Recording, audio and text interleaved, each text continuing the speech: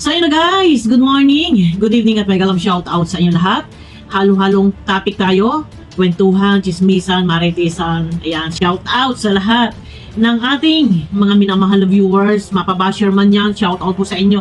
Siyempre, shout out din kay Ate Beth Tolentino, yan, kay Ate Inday PB, kay Tita Harvin, ayan, mali, nalimutan kay Tita Harvin TV, yan, mega love shout out kay Ate Evelyn Sinki, kay Ate Leonie of USA, syempre kay Ate Armagalo, mawawala ba naman dito si Ate Malo de Los Santos, si Ate Babes Alascali Vlog, at syempre kay si Skuko Pichu Vlog, ayan, baka tayo may nakalimutan pa, sino pa ba, yan, pero yun na guys, at halo-halo topic po tayo tungkol sa nangyayari sa loob ng Kalingap na, ayan, nawawala ako sa topic.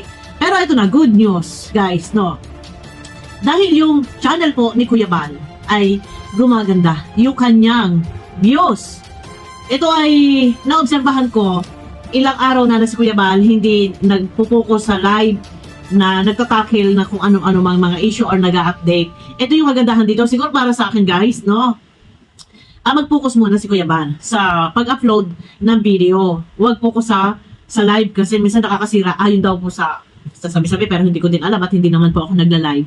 Pag daw po live streamer and creator content, nag-upload tapos nagla-live, medyo nalilito daw po yung algorithm. Nalilito kasi hindi alam kung ano ba talaga yung target content, kaya nalilito. So, pero sa akin siguro naka-YouTube naman yan kung talaga i-recommend niya yung mga video, pero never po talaga, alam sa totoo lang. Matagal na panahon na never nag-pop up sa aking notification ang mga video ni Kuya Bal. Nakasubscribe naman ako and naka-click naman po yung notification bell. Para sana, kasi once na na-click mo yung notification bell, ito ay mag-pop up sa yung notification, pero never po yan nangyayari na nag-pop up sa aking notification. Ito po yung tinatawag na minsan merong hindi naman ako nakasubscribe, pero dumadaan sa notification ko. Kagaya kay JP Amazing Story. Hindi naman ako nakasubscribe sa kanya, pero dumadaan sa aking notification yung bawat upload niya. Hindi ko alam kung bakit ganoon kay Kuya Bal na hindi dumadaan sa akin. Or siguro talagang hindi recommended. Pero ito na guys, gumaganda yung takbo ng kanyang views.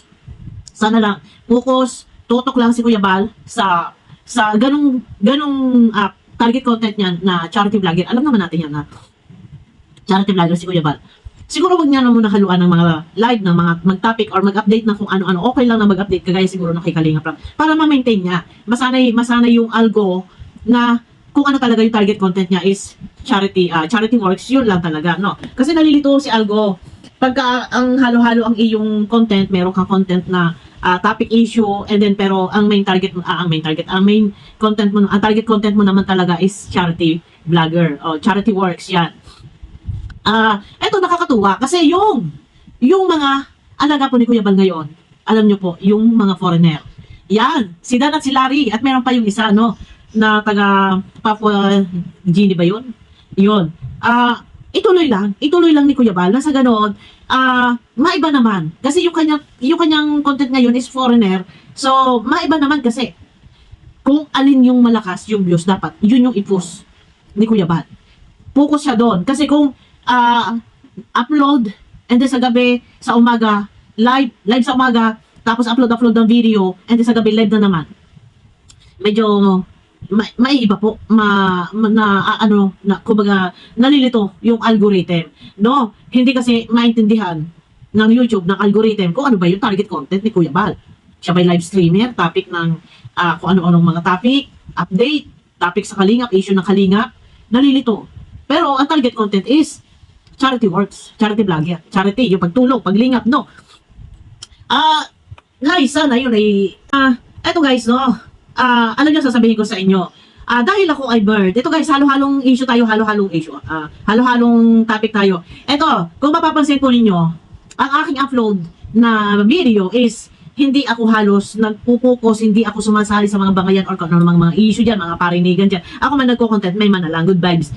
Pero, eto na, no, speaking of dun sa sinasabi na palabigasan, ito paglilinaw lang guys, no, nasasabihin, kagaya dun sa sinasabi na sangkay na ako daw, ang pinagmulan or sa grupo ko daw, kasama siguro sila Bibi, sila Sel, sa amin daw nagmula yung salita, yung words na yung word na palabigasan. Excuse me ha, paglilinaw lang kay Sangkay ha. Ang salita palabigasan noon pa man, ito ay putok na. Hindi ako ang pinagmulan ng salita palabigasan. Paglilinaw sa'yo, kung natatandaan mo, ito kahit marinig ito ni Tita Emmy, kung matatandaan mo, at kami naman nag-usap din ni Tita Emmy, na nasabi niya na parang sa kanya nagmula ang salitang palabigasan. Lilinawin ko lang sa'yo, Sangkay, kasi namumuro ka na din eh, no? Na ilang beses ka na nagtatapik sa akin, hindi kita pinapansin. Hindi na ka rin nagpapansinan, pero ilang beses ka nagtatakas sa akin, no? Yung salitang palabigasan, excuse me, paglilinaw, hindi ako ang unang naglabas or nagpalit, naglabas o nagsalita or nagbigkas ng salitang palabigasan.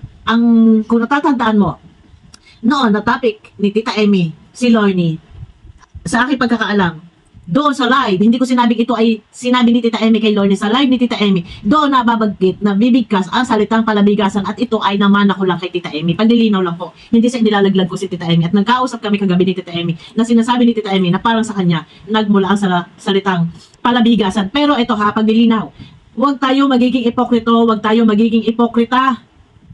Dahil kung tayo man ay sinasabihan ng salita na ginagawang palabigasan ang Kalingap, real talk, ha? Huwag tayo magiging ipokrita, huwag tayong magiging ipokrita. Bakit tayo nagkatsaga sa Kalingap kung wala rin lang tayong kita? Di ba? Kaya nga tayo kumukuha ng contest sa Kalingap kasi sa Kalingap malakas yung views. Sa Kalingap, pag issue or kung ano man, naandyan, malakas ang views. Pero huwag tayo magpapa-ipokrita dahil kaya tayo nagko-content dahil gusto natin kumita. Yan, paglilinaw na salitang palabigasan, huwag sasabihin sa akin nagmula. Yan, ito ay paglilinaw lang. Wala sa kung ano man. Wala sa kung ano man. Ganun lang, yun lang po. So, mga issue, kung ano man, mga kaguluhan, ay kagaya po kay Kuya Buwan TV, yan, nagtatapik siya kay Tita Emmy. So doon, hindi ko alam kung kakampi o kalaban si Buwan TV ni Tita Emmy. Pero yung kanya, guys, baka sabihin niyo magiging bias ako. Yung kay Kuya Buwan is, nire-reactionan niya, punto per punto, piniplay yung video. Tama ba? Piniplay ba? Parang hindi piniplay. Piniplay. Or, pinakikinggan niya, and then, binibigyan niya ng explanation. Or, ikino-correct niya na ganito dapat ang sabihin ni Tita Emmy. Pasaway, paano ba pasawayin yung isang pasaway? Dapat bang maglabas o magbigkas ng isang salitang hindi kaaya-aya? Yun yung ginagawa ni Kuya Buwan. Pero doon wala sa pangliyurak sa pagkatao. Ito ha, baka sabihin bias, wala sa pangliyurak sa pagkatao. Ang kay Kuya Buwan is content. Content, tinatakil niya, tinatapik niya, or nililinaw niya, ina-analyze niya, ikinokorek niya, paano sawayin ang isang pasaway. Ito ba ay dapat daanin sa dahas? Yan.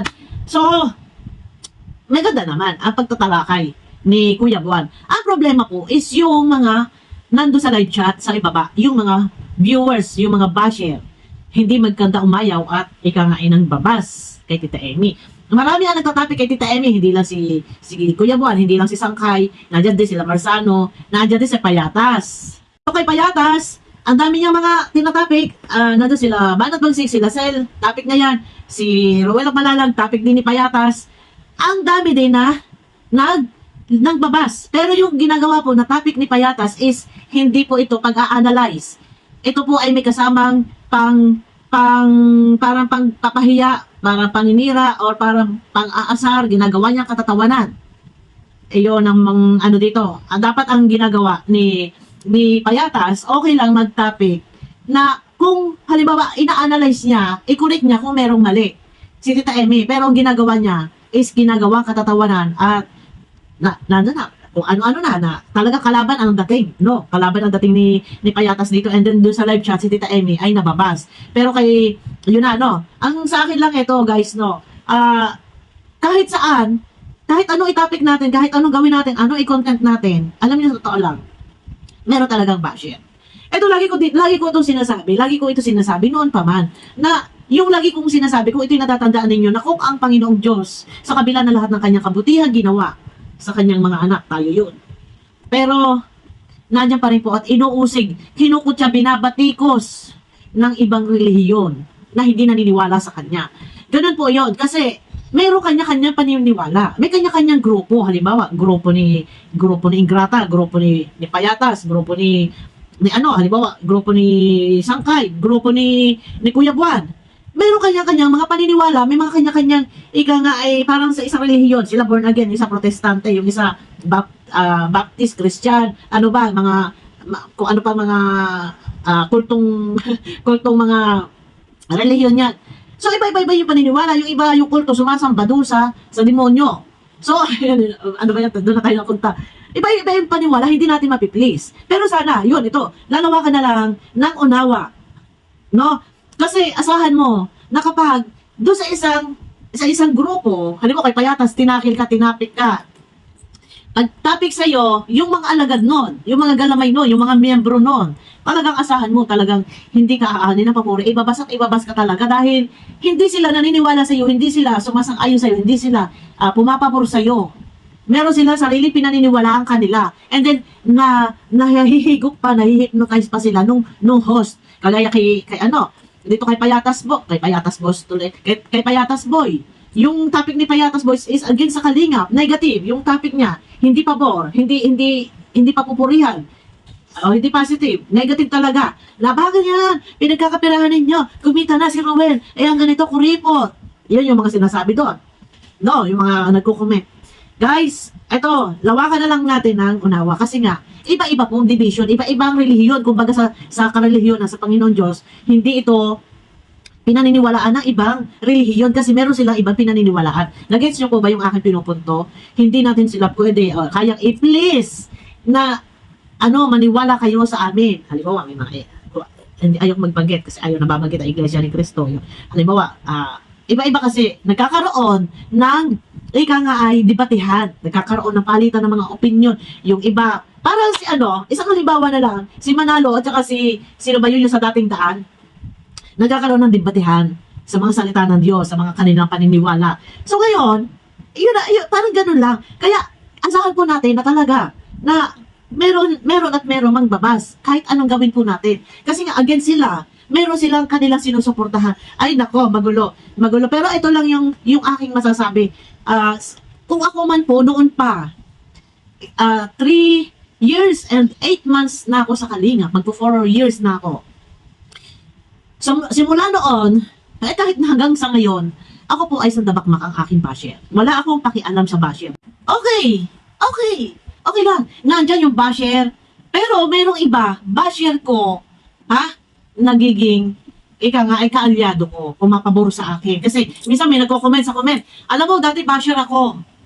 Kasi nang marinig ko itong video mo, tama pala, nahihimas-masan sila. Hintayin po natin, yung minsan gumawa tayo ng hakbang na magbago-bago tayo. Or minsan yung iba kahit tama yung pinaglalaban mo, talaga minsan merong bingi sa katotohanan. Pero minsan ako, sa totoo lang, ako ay minsan, alam kong mali, yan. Pero wag na natin itapid yun. Meron kasi ibang bingi sa katotohanan. Yan. Kaya unawain na lang po natin, basher is basher. Basher is viewers. Normal po talaga na kahit maganda, mabuti na yung ginagawa mo, pero masama pa rin masama pa rin sa kapwa mo. Unawain po natin yan. Pero ayun na guys, balik tayo Ang ating highlight po ng ating topic dito is patungkol po doon sa video, sa channel ni Kuya Bal, at maganda yung takbo ng channel ni Kuya Bal ngayon. Sa akin lang siguro, mas maganda mag-focus si Kuya Bal doon sa charity works. Iwas na issue muna siya. Kasi the more na nagtatakan si Kuya Bal ng mga issue or nag-update na kung ano mga issue, nare-reactionan ng maraming reactor, syempre, minsan yung mga tao, si Kuya Bal yung nasisisi. Kasi si Kuya Bal, ganyan-ganyan, si Kuya Bal po yung nasisisi. Kaya minsan, siguro yung ibang viewers nawawalan ganang manood. Kasi ganun nga ang nangyayari. Mas maganda mag-focus siguro si Kuya Bal talaga. Pero maganda ngayon, kasi ilang araw ko lang napapansin na hindi masyado nagpupukas si Kuya Bal sa issue, no? Diyan na lang muna si Kuya Bal sa charity works, ituloy-tuloy lang niya. Or pwede naman siguro mag-update si Kuya Bal dito sa Kalingap. Siguro kung halimbawa isang beses, 2 beses sa isang linggo. Parang sa ginagawa ni Kalingap. Update lang sa mga announcement, ganyan sa kaganapan or hindi kaganapan. Kung merong mga mahalagang announcement lang. Para lang talaga, minsan yung mga viewers din, sinasabi nila, ano ba yan, bakit ganun si Kuya Bal? Mas lamang pa mas natututukan pa yung kanyang live. No, nakapokus kasi din halos sa mga reactor sa kanyang live. pati viewers, nakapokus lang doon sa tinatopic na issue or kung ano man yung mga update para sa mga iba vlogger na pasaway or kung ano man. Siguro mas maganda mag-focus na si Kuya Bal sa charity wars. Pero ito na nga guys, kay Larry, kay Dan, tsaka dito sa isang foreigner, mas maganda, yan ang tutukan na lang sa upload video, huwag na muna siguro sa live, para ma-maintain lang yung kanyang channel. So yun na guys, at halo-halong issue, topic, paglilinaw din, yung salita na sinasabing ako ay pinagmulan daw, or yung grupo ko pinagmulan ng salita, palabigasan. Yan, kung tutuusin, hindi na dapat yan tinatopic at hindi na sana nagpipinpoint pa si Sangkay na pinagmulan sa akin, sa grupo ko, kila Sel, kila Banat Pagsik. O, diba? Ay, kaya humahaba kasi nga, ganito pa. Nagsasalita pa si Sangkay ng ganyan na dapat tikong bibig na. Parang nagtitrigger si Sangkay eh. Pero kung ako si Raulo at ako'y mananagot at mananagot noon pa, gulo ang mangyayari. Pero hayaan ko na lang, wala nang gulo, walang stress. Bago-bago tayo. Alam nyo guys, sa totoo lang ito ha, ako ay Mert. Kung makikita nyo, mapapansin niyo na yung aking channel, halos hindi ako nagpo-focus sa mga issue, hindi ako sumasali or may malang ako, may ma-upload, good vibes. Kasi may rules ako na sinusunod. Yung rules, sinusunod ko. Nakikinig ako sa rules, nagpapasakop ako dahil ako ay Mert. Ayaw ko sasabihin ng tao na ako ang pinagmumulan ng kaguluhan. Bakit pa ako na Mert, naging Mert? Kaya ngayon, laylo tayo guys, no? Para walang problema po. So, yun na guys, mega love shoutout at kita-kita po tayo sa aking next video. Bye-bye po.